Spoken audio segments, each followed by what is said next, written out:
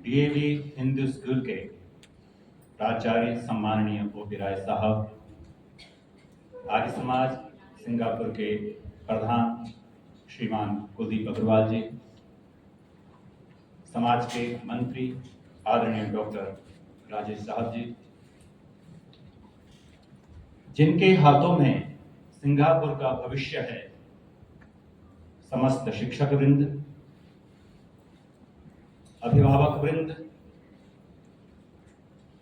समस्त सुधी श्रोतृवृंद के साथ मैं कहना चाहूंगा, इस कार्यक्रम की जो रूपरेखा तैयार कर रहे हैं उन सभी छात्रों के प्रति पहले से ही हिंदी दिवस की आप सबको हार्दिक शुभकामनाएं। हिंदी का मतलब है अपनी विरासत से जुड़ना, अपनी पहचान हिंदी। और एक बात जरूर कहना चाहूंगा, हमारी पहचान कोई 2000 साल, 3000 साल, 5000 साल, 10,000 साल पुरानी नहीं है। हमारी विरासत 1,96,8,53,125 वर्ष पुरानी है। अभिप्राय यह है, आप में से सभी के घर में संकल्प पाठ, जब कोई आचार्य आता होगा, कोई पंडित आता होगा, संकल्प पाठ करते हैं, लेकिन वो समझाते नहीं। तो संकल्प में यही बताया जाता है कि हमारी विरासत कितनी पुरानी है। तो एक बात मैं जरूर कहना चाहूंगा इस विरासत से, पीछे हमने 15 अगस्त था हमारा स्वतंत्रता का दिवस, आज हम मना रहे हैं हिंदी दिवस। हिंदी अर्थात जोड़ने की प्रक्रिया। स्वामी दयानंद सरस्वती ने इसीलिए हिंदी को आर्य भाषा नाम दिया है। लेकिन एक बात और कहना चाहूंगा, कल 19 तारीख है, अर्थात श्रावणी पर्व, रक्षाबंधन, ये हमारी विरासत है। श्रावणी पर्व में जहां बहनें अपनी भाई को राखी बांधती है, वहीं हम अपने जनेऊ को भी बदलते हैं, यज्ञोपवीत भी बदलते हैं। आज अगर आप महिलाएं हैं और अगर आप गायत्री मंत्र बोलती हैं तो समझो महर्षि दयानंद है। ये महर्षि दयानंद की कृपा प्रसाद है कि हम गायत्री मंत्र महिलाएं बोल पा रही, ध्यान रखिएगा। नहीं तो गायत्री मंत्र बोलने का अधिकार नहीं दिया गया है। आज भी गायत्री मंत्र बोलने के लिए मना किया जाता है। तो ये आर्य समाज की इस परंपरा के प्रति, और श्रावणी का जो पर्व है, इसमें जनेऊ में 3 धागे होते हैं और कहा गया यज्ञोपवीतम परमम पवित्रम। ये बताइए, जनेऊ हम पहनते हैं, वो जनेऊ कभी गंदा नहीं होता है क्या? तो फिर भी आचार्य ने महर्षि वेद में कहा है कि ये परम पवित्र है। इसका मतलब है जो छात्रों को समझना चाहिए, अभिभावकों को समझना चाहिए। जनेऊ में 3 धागे होते हैं और 3 धागों का मतलब है कि हमने लोन लिया हुआ है, हमारे पास ऋण है। पहला ऋण है माता पिता का। माता पिता अपने बच्चों से क्या चाहते हैं? माता पिता अपने बच्चों से चाहते हैं कि बच्चे पढ़ाई करें, और पढ़ाई कोई एग्जाम में नहीं करनी है।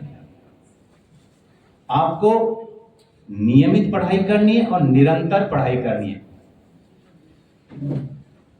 कंसिस्टेंसी का मतलब यह नहीं होता कि नेवर मिसिंग अप। कंसिस्टेंसी का मतलब होता है नेवर गिविंग अप।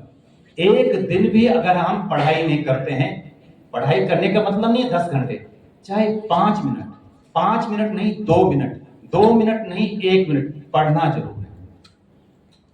अब माता पिता क्या चाहते हैं कि एक तो पढ़ाई की जाए, दूसरा आज जो सबसे दिक्कत का विषय है वह ENS, एम्प्टी नेस्ट सिंड्रोम। माता पिता जान रहे हैं, जो 50 से ऊपर है, 60 से ऊपर है, कि बच्चों ने अब जो सफल हो गए उन्होंने घर छोड़ दिया है।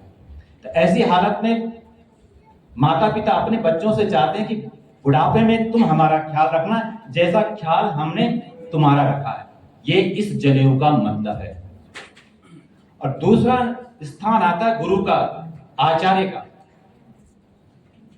एक बार एक नए टीचर का सिलेक्शन होता है किसी स्कूल में, 11th और 12th क्लास में उसको पढ़ाना है, और हर जगह स्कूल में, यहां का तो पता नहीं, भारत में शरारती बच्चे तो होते हैं। तो बच्चों ने सोचा कि आज नया टीचर आया है, कुछ ऐसा करते हैं कि ये टीचर जिंदगी भर याद रखें।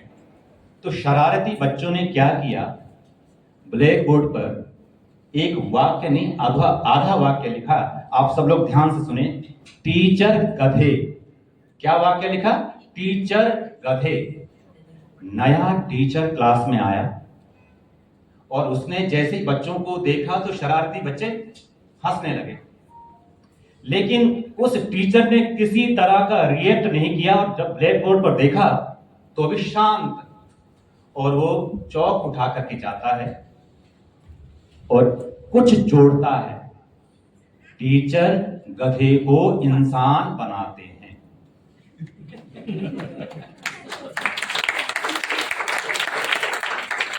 तो हमारा ये ऋण, जो हम गधे हैं, हम गधों को इंसान बनाने में टीचर की महत्वपूर्ण भूमिका है। तो दूसरा ऋण किसका है?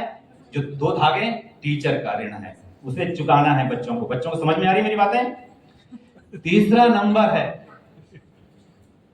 देव ऋण। देव का मतलब होता है जो हमें देते हैं। अभी सुबह हमने दूध पिया है, पिया ना दूध, या एप्पल खाया होगा, तो समझिए हमें लगता है कि हमने एप्पल का पैसा दे दिया तो ऋण चुका दिया। नहीं नहीं, आप तक उस सेब पहुंचने में कई हजार लोगों का पुरुषार्थ लगा, योगदान लगा है। हम पैसे देकर के उनके योगदान को समाप्त नहीं कर सकते हैं। तो हमें इस बात को हमेशा याद रखना है कि हम तक चीज कैसे आई है। तो जो भी हमें कुछ देता है, हमें वापस लौटाना है।